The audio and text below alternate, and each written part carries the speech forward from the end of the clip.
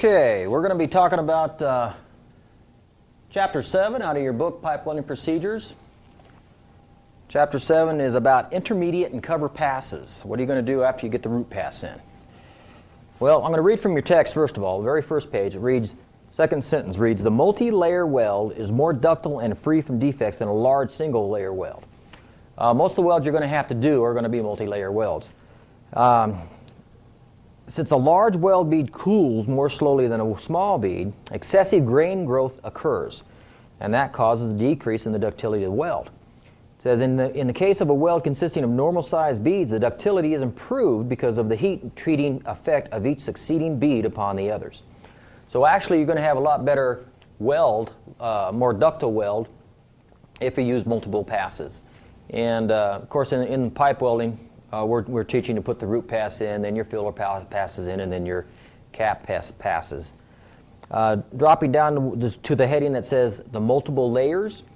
Now, one thing I want to point out, everything I'm going to be talking about now is going to be related to a question. So I've already covered 2 questions in what I've already mentioned. So pay attention to that.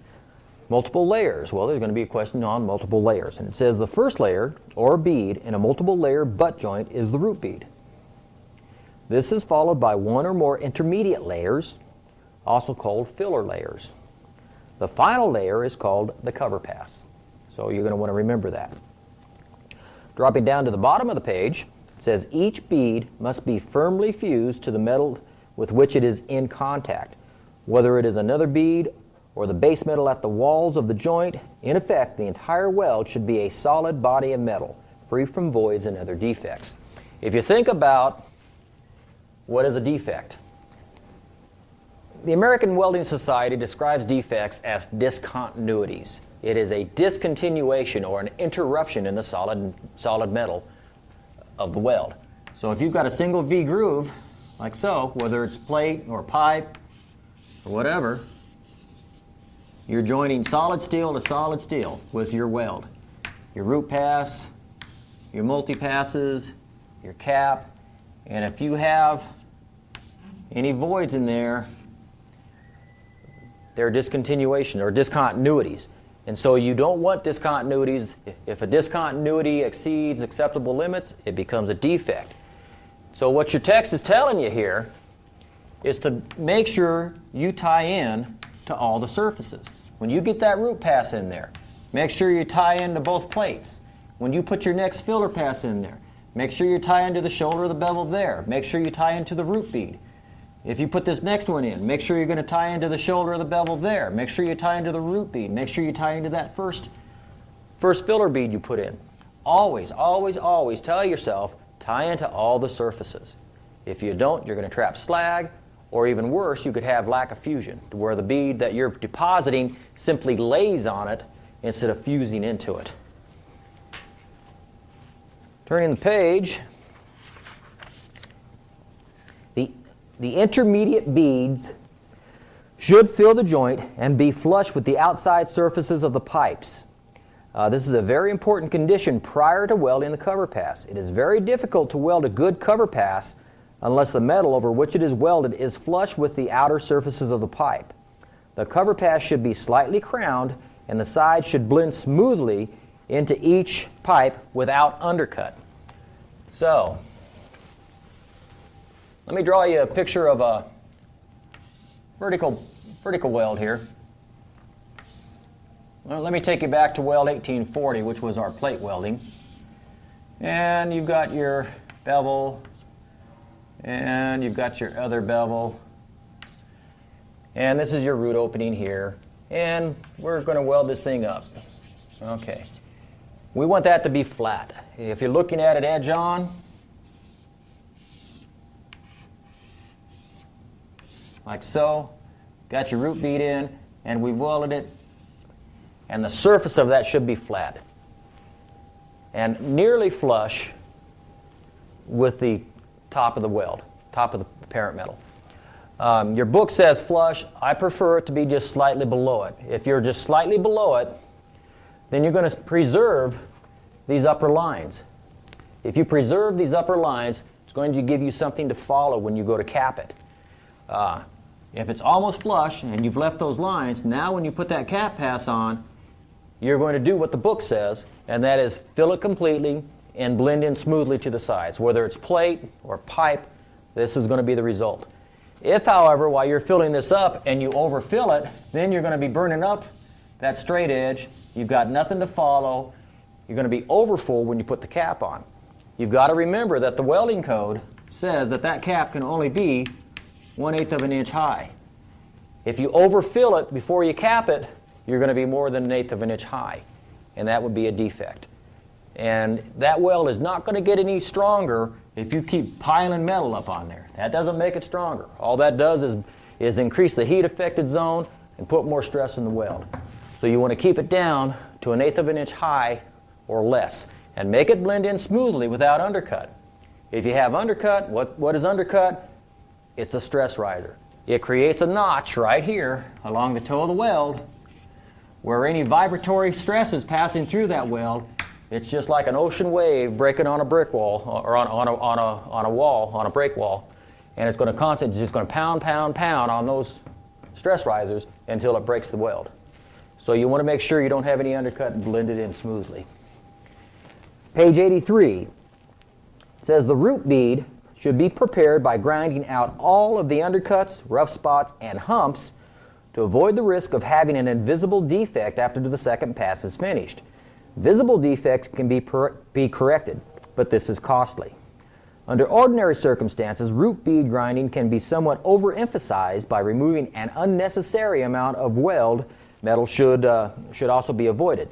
Deep penetrating type electrodes such as E6010, E6011, and E7010 will easily melt the metal in any defective area and fill the voids at undercuts. When these electrodes are used, the smallest humps can be removed by melting. Only the most serious defects will be required grinding to correct them. All the electrodes he's mentioned here are the high penetration electrodes, and they're commonly used in cross-country pipeline.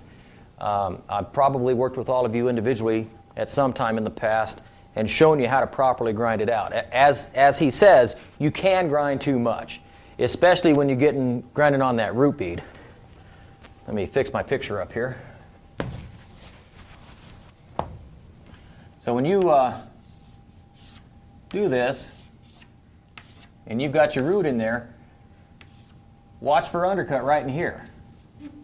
Now, as I've mentioned before, undercut in and of itself isn't necessarily a bad thing. It becomes a bad thing if you've got slag trapped in that undercut. That's what you've got to worry about. That's when you're going to grind it. And normally, what I would recommend is that you come in with your grinder at the angle of the bevel. This is your grinding disc. Come in at the angle of the bevel so that you just remove a little bit of it. If you come straight in like this, then you're going to really cut a straight line down into the shoulder of the bevel, and that can cause you problems. You're better off coming in at an angle with your grinding disc and trying to remove it a little bit like that so that you leave most of the shoulder of the bevel intact. And you don't have to necessarily grind every speck of it out. If you have trap slag in there, open it up. Open up the overburden. Take off some of the metal that's overlaying it so that your medium penetration electrode like 7018 can float it out of there. If you're using a heavier electrode like 70 plus, which is an 8010 electrode, that's not such a problem because it does gouge real deep into the base metal. But with 7018, medium penetration electrode, you want to remove that overburden, remove any deep pockets of slag, and then let the electrode do its work and melt and float it out of there. Let's see. Flip the page. I'm on page 84 now. It says, in summary, the degree of preparation of the root bead for welding the second pass depends upon the type of electrode being used. When high pressure joints are to be welded, there can be no compromise in preparing the joint. In other cases, the welder must exercise a certain amount of judgment. He must decide which defects are serious enough to affect the quality of the second pass and remove them, leaving only minor defects that can be corrected on the second pass. So in other words, you don't have to make it spiffy, clean, and perfect, but you want to take any discontinuities out of there before you put that second pass on, especially porosity. Porosity has a bad habit of propagating if you don't remove every speck of it. And I would highly recommend that If you see any porosity on your root bead or any subsequent beads, grind every speck of it out before you try to put that next bead in there. Otherwise, it's just going to grow on you. And at this point, let me just say that the fellow that wrote this book wasn't very politically correct, and it was written some time ago, and he keeps referring to the welders as a he. I know we have a lot of ladies in here that are very good welders. So please overlook that as I'm going through the text. Okay, page 85. For the second pass and for subsequent passes, the current setting will depend primarily on the temperature of the pipe joint. If the pipe is still very warm, about 200 to 300 degrees Fahrenheit, when starting to weld the second bead, it is possible to use the same current setting that was used to weld the root bead. At this temperature, the pipe joint is too hot to touch with a bare hand. If the temperature of the pipe joint has dropped significantly below this temperature, the current setting must be increased to provide more heat to melt the parent metal and to maintain the puddle. Some texts and some requirements of some welding codes are that you get to that root bead or get to that second bead within 5 minutes of welding the first one, so that the temperature of the base metal doesn't drop significantly. And in fact, quite often when I do pipeline tests, I have to record how long it is between each pass, because it's going to affect the weld quality. Also, some welding codes address what they call interrupted welding for the same reasons. Okay, next paragraph. I think we're going to talk about interrupted welding right now. It says, when the welding operation has been suspended for a longer period of time, such as overnight, the weld joint will be at the temperature of the surrounding air. In this event, it is advisable to preheat the joint with an oxyacetylene torch. You can also use a rosebud or a weed burner. A lot of guys use propane weed burners on that. In many instances, such as when welding highly alloyed pipe, preheating is mandatory. This reduces the thermal shock on the joint when welding is resumed, and also reduces the severity of the residual stresses locked in the weld when it has cooled to the temperature of its surroundings. Okay, that's about it on that. Let's drop down to electrode angle. Electrode angle is very important, depending on the position of the pipe.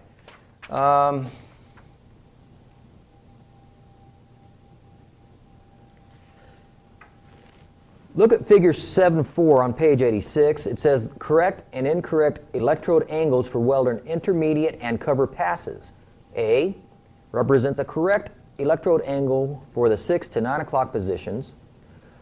B, correct electrode angle for the 9 to 12 o'clock positions. C, an incorrect electrode angle for the 9 to 12 o'clock positions. So this person is welding in the horizontal fixed or vertical up position. That is, they're welding in the 5G position with the pipe horizontally fixed. And you're making your weld right there. Okay? So you're looking at, his diagram is like this, and he's welding from the bottom to the top, as I've described to you in the past. Slide up angle. As you're coming across the bottom, you're dragging it. If you lock your wrist as you start to move up, now it's going to a push, push, push, push, push, and you want to maintain that push, push, push all the way around the pipe. The incorrect one that he's showing here in figure C is too much of a push. Here, he's not getting the electrode up enough. And so that's going to cause shallow penetration because all the heat is being conducted away from the keyhole. In order to make this bead, that elbow's got to come up. As you're coming up around there, you've got to raise that elbow to maintain the proper electrode angle. Very important. Okay. Dropping down to where it says welding the intermediate passes. Before each pass is welded, the joint must be cleaned and prepared as described previously in this chapter. Each layer should start in a different position on the joint, i.e., an example. No two layers should be started at the same position. Reason for this, and I think I've probably explained it before, you got your root pass in, now you're ready to cap it. Well, you're going to start right here and come up this way. Then you're going to step it over here on this side and come up this way. And then you're going to stagger it. Maybe start here in the middle, come up this way, maybe come back over here a little bit, come up this way, and you're going to stagger them back and forth. And even as you're coming up the sides, if you run out of an electrode, well, you're going to stop there. Next time you might stop a little shorter. Next time you might go a little farther. You're always staggering your starts and stops. Okay, what's your book say? It says, for example, the root bead was started at 6:30, thus the second layer should then not start in this position, but in the 6 o'clock position. All of the intermediate beads, well, that's getting ahead of myself. I thought it would tell us, and it may just tell you, why we're doing this. The reason you want to do this is that you don't concentrate starts and stops. If you concentrate starts and stops, you're more likely to get a concentration of porosity, slag inclusions, undercut, lack of fusion in a very small area. And if you get it in a very small area, the applicable code, when they x-ray that, could say, okay, if he's got X number of defects within 1 square inch, it's a cutout. But by staggering your starts and stops, now you might have a little defect there, maybe another little one there, but that's within code. Okay? And it's going to make a stronger weld. So stagger your starts and stops, no matter what position you're welding in. Going to page 87, it says all of the intermediate beads are made by using a slant weave. Remember, he's talking about a vertical up position now. So the weave is used in all positions around the circumference of the pipe joint. The arc should be moved along at a smooth and steady pace by operating the electrode with a wrist motion. Well, that's fine. Back and forth. And if you want to, actually I think I kind of lock my arm and just move the whole thing. With a slight pause on the edges. And you can see here, he's suggesting that you don't move that electrode more than a 1/16 of an inch. Well, I always tell my students to not advance more than the diameter of the electrode. If you're working around that pipe, you're going to go over and pause, you're going to come back and pause, you're going to go over and pause, come back and pause, go over and pause, come back and pause. Remember that the center of the weld is going to take care of itself. You want to sweep across the middle, pause on the sides, all right? Sweep across the middle, pause on the sides. When you're done, the edges of that should be fairly straight and unbroken. If you advance too far, step, pause, step, pause, step, pause, etc., you can see the result. Your weld bead does not overlap enough, and you end up with what I tenderly call butterfly wings. Problem with this is you can get undercut here and here. You can underfill it. You can break the puddle, trap slag. So this is a no-no. If you see this in your weld, you know that you're not overlapping these puddles enough. Those puddles got to overlap, like so, and it'll come out with nice straight edges. This is what he's discussing here in his text. Dropping down to the next paragraph, it is important to pause momentarily at the end of each weave. This allows the filler metal and base metal to mix properly, and it also allows the bead to fuse properly to the side joint. If you pause on the sides for a little while, it's also going to allow a little bit of that filler metal to melt, fill in any undercut that's been created by the arc. Let's see. Stop and restart. I think we've already discussed that, but one more time. If you're making a weld, you want to strike your arc slightly ahead of where you left off at, drop back to it, and pick it up and take off again. And always, when you're getting ready to pull out of one of these joints, if you're weaving back and forth across here, go to the center of the joint to pull out. Don't pull out across the side. It's the mark of an amateur to put arc strikes across that pipe. Not only is it the mark of an amateur, those arc strikes are a defect. In API 1104, if you're out there on the pipeline and you put an arc strike across the surface of a pipe like that, it's a cutout. You're going to get about one of those, and then you're gone. They'll fire you. So pull out, go to the center of the joint to pull out. Break your arc in the center of the joint.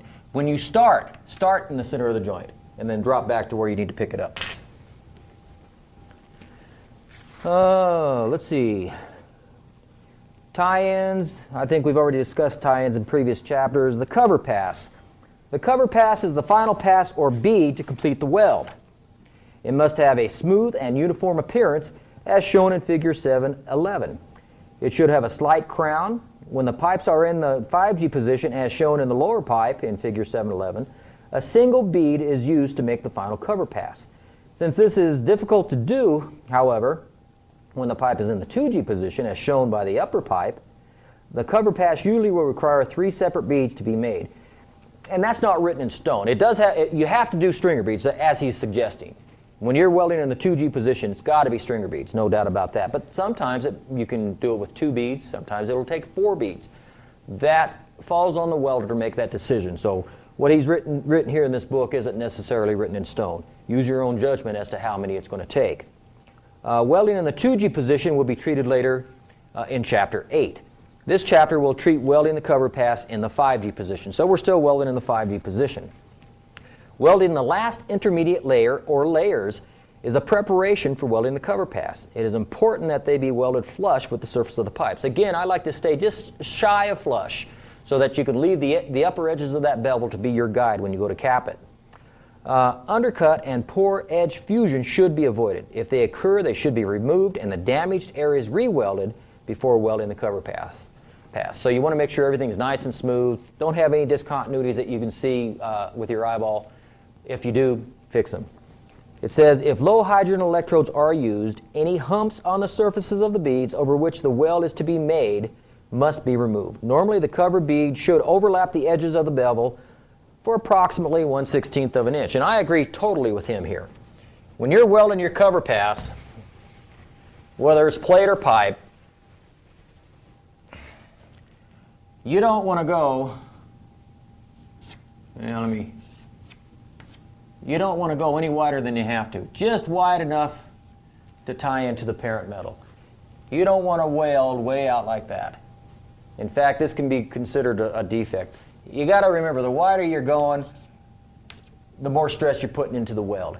He's saying 1/16 of an inch. I agree totally with that. Just watch the edges of the puddle as you're welding. And just watch the puddle flow over onto the parent metal.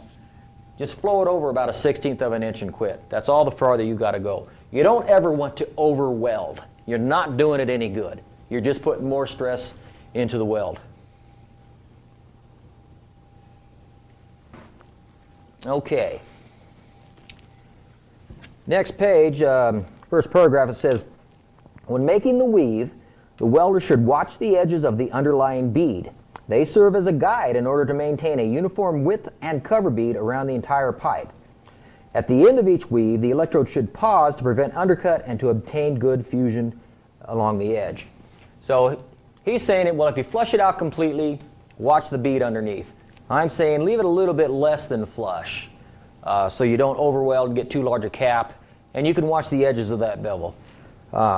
Use which one you want, but of course when we go to look at yours, your weaves, your cover passes and all, I'm going to want to see a nice little crown. I want to see that you haven't overwelded it.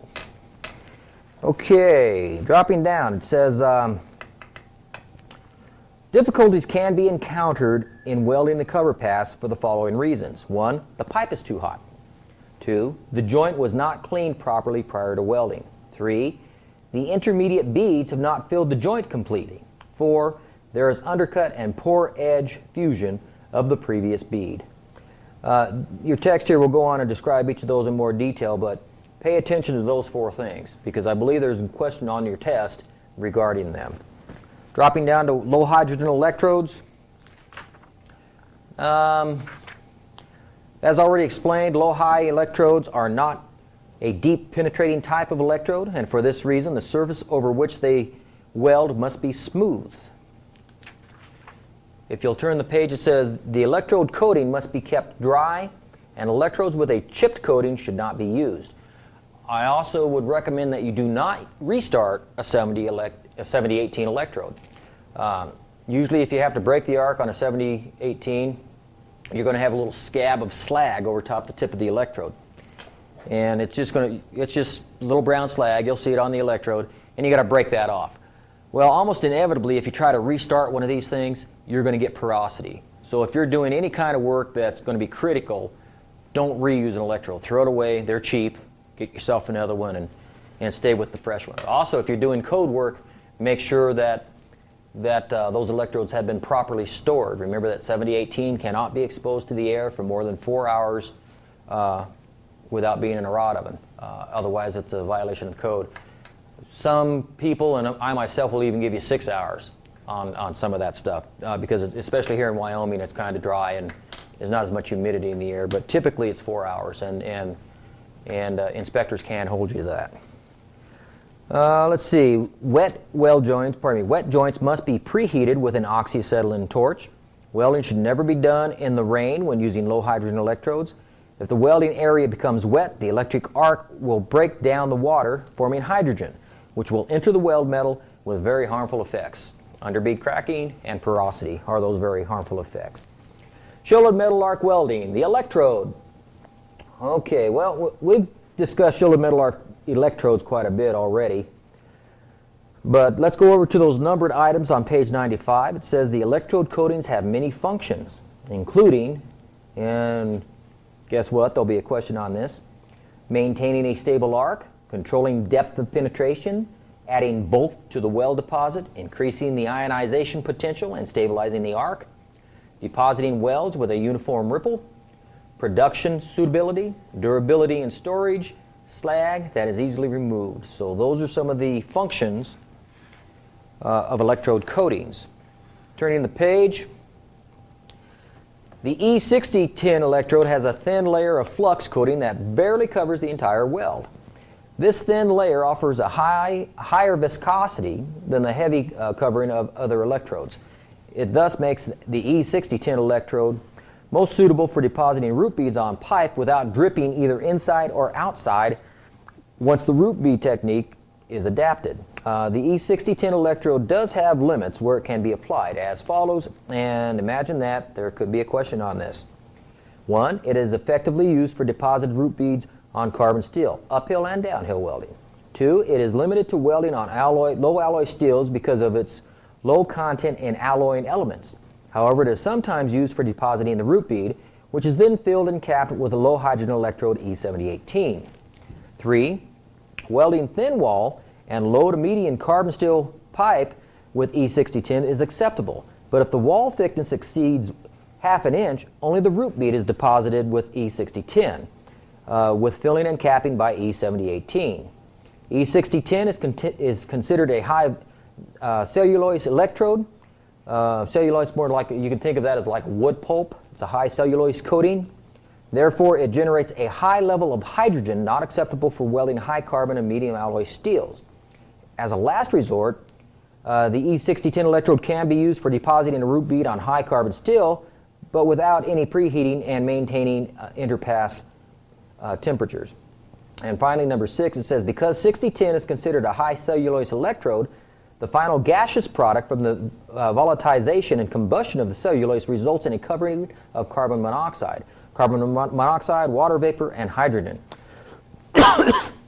In turn, because of the high inducement of hydrogen, E60 tin is not used for depositing root beads on either medium alloy steel or steel with high tensile strengths.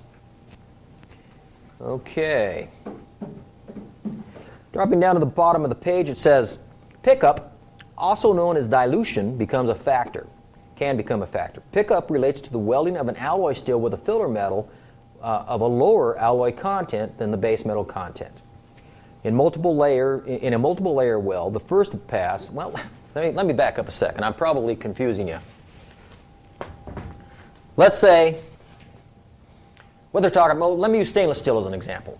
Okay, you've got a stainless steel and it's got, say, 32% chrome. 32% chrome. Okay, so we're going to weld this 32% chrome pipe with 6010. No chrome in 6010. So what's it going to do? We're going to put that root bead in there.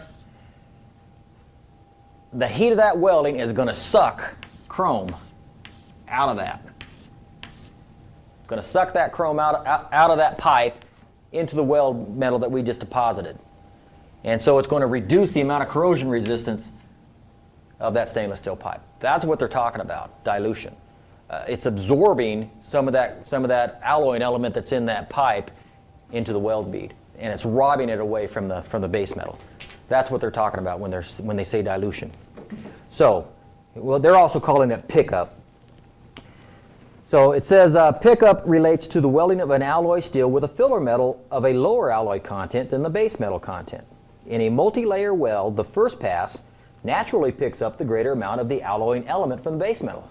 When, for example, welding a chrome alloy pipe, the root pass deposit made with the available E6010 electrode will gain as much as 50% chromium due to dilution or pickup from the base metal, just as I've described it there. I went into some detail because guess what? There might be a question on what is pickup, what is dilution. I'd recommend you read the rest of that page. Then over on the next page, first paragraph, it says, a deoxidizer is an oxygen setter. It serves in molten metal to dispose of oxygen and oxygen-bearing compounds, and it remains in the weld pool as a safeguard in case oxygen enters. I would read over that and make a highlight of that. Go over to the next page. First paragraph, it says, to obtain high-quality welds with the shielded metal arc welding process requires careful storage and handling of electrodes. An experienced supervisor can determine whether or not the quality of the weld is at risk based on the condition under which the electrodes are maintained in the workplace. Highlight that. Too often, the welder draws the conclusion that using high current is the best way to address the tiny holes that appear on the surface of the previous weld. You think you can really burn out porosity? As I said earlier, porosity has a tendency to propagate. If you see porosity, grind every speck of it out.